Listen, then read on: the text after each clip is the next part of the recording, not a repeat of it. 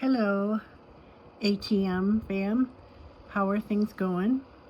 Today I am going to just talk about a case of unidentified John Doe out of the state of Idaho. I want to, before I get down to the particulars of the case, explain something to you about the case numbers that are assigned by the Doe Network. In this case, the number for this gentleman is 3314 UMID.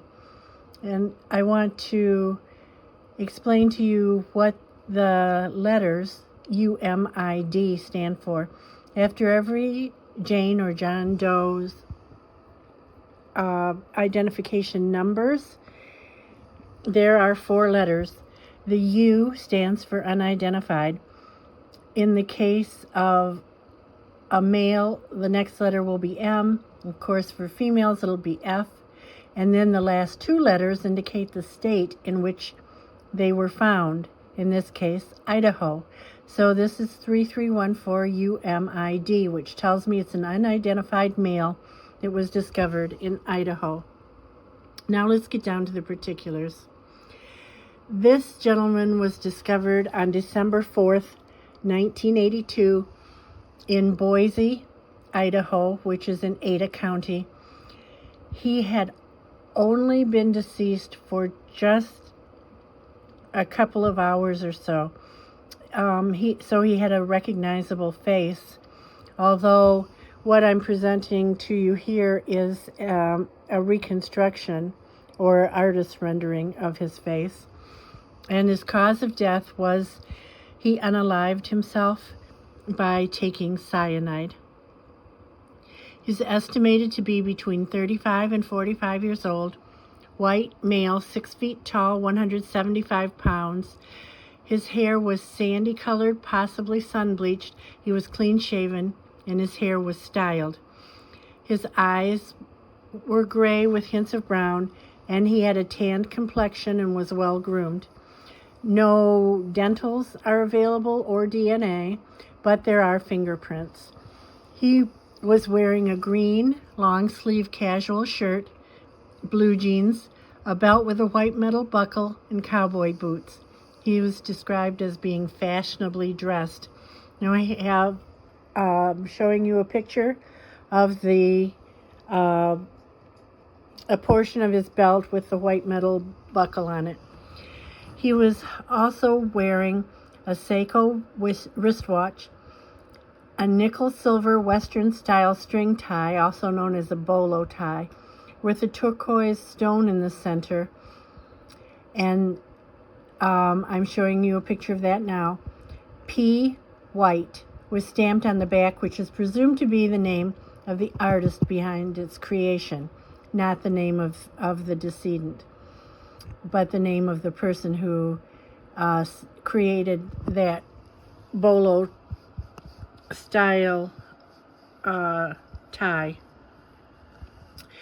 And additionally, he had $1,900 in cash and a typewritten suicide note on him. Excuse me.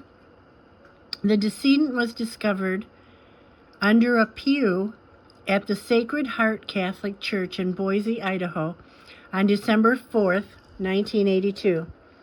He was observed at the pew shortly before his death, prior to the start of the confession service at about 4 p.m.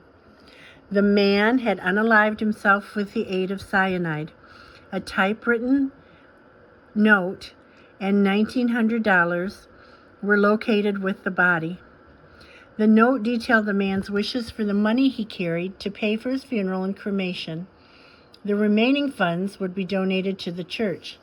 The note was signed with the alias name William L. Toomey, Toomey. A public funeral was held on December 6th.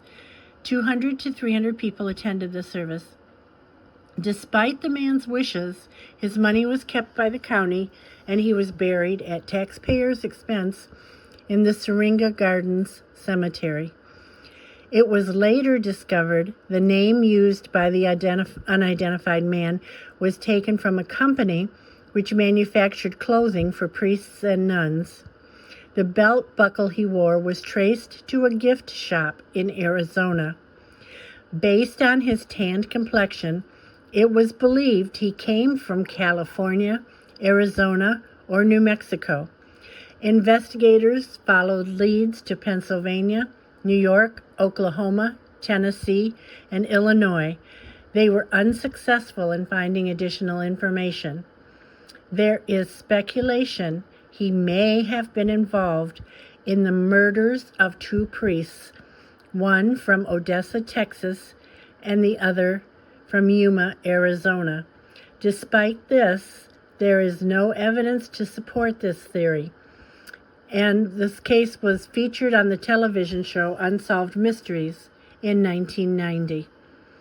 If you recognize this man or think you may know something about him, you can contact the Ada County Coroner's Office at 208-287-5556. Their agency case number for this case is 431-82. There's no NCIC case number, but there is a NamUs case number for him of 57814. Again, as I always say, this man is missing his identity. It's a special kind of missing persons case. If we can give him back his identity and give him back to his family, that would be great. If you know something, say something. Even a little tiny tip could crack a case wide open.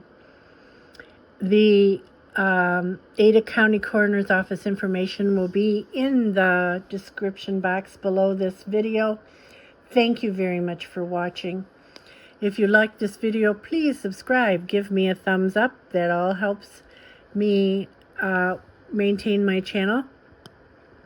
If you would like to leave a comment in the comment section below, whether it's a positive comment or a negative comment, all I ask is that you please be respectful. And most importantly, share this on your social media so we can help identify this gentleman and maybe bring him home to his family. Thank you so much again for watching. Have a great rest of your day. And until next time, bye.